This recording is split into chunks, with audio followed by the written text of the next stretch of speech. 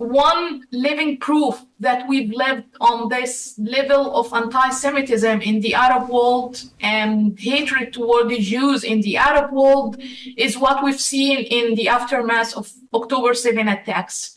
As horrific as the attacks were, raping women, killing children, burning people alive, burning houses, kidnapping people, all of this was, I'm very sad to say, I'm very ashamed to say actually, was celebrated by Arabs and Muslims, was celebrated. They did not only disregard what happened or ignored what happened, they celebrated it. Why? Because it happened to Jewish people. It's true, like many people in the Arab world and the Muslim world, they say, we are also Semite. How can you accuse us of being anti-Semitic? There is nothing called anti-Semitism in the Arab world. Okay, maybe the term of anti-Semitism does not apply to Arabs and Muslims as a term, as a definition, but in reality, there is a huge amount of hatred toward Israel as a country, toward the Jewish people as Jewish people, and toward even those who say that they support Israel or the Jewish people. And I think the biggest proof on that is how Arabs celebrated the October 7 attacks, how they were so happy and publicly celebrating it on media, in streets, everywhere, just because it was committed against Jewish people. And that's the reason why they now support a terrorist organization like Hamas, a terrorist organization like Hezbollah, and a terrorist organization like the Houthis, simply because they are fighting the Jewish people.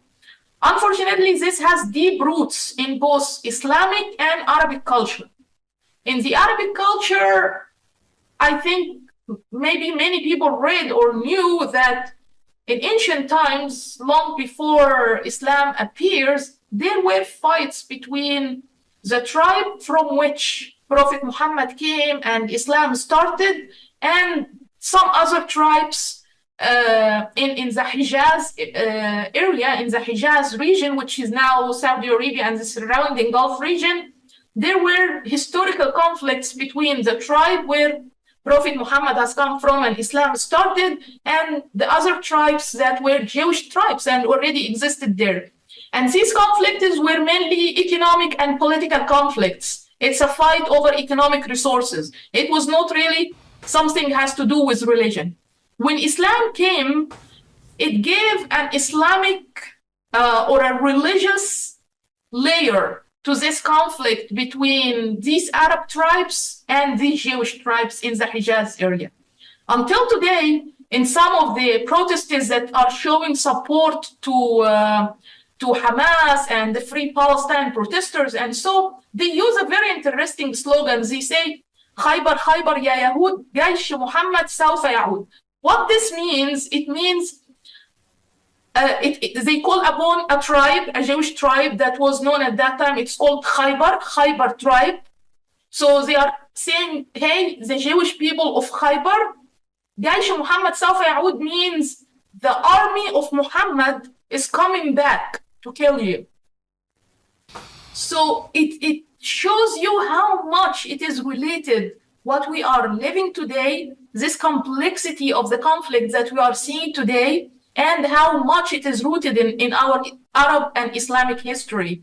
And actually, if you think about it, really, the conflict itself is not as big as we are seeing it. It's only a conflict over a piece of land, similar to many other conflicts in the region. But because of this Islamic and cultural layer, it got more and more complicated.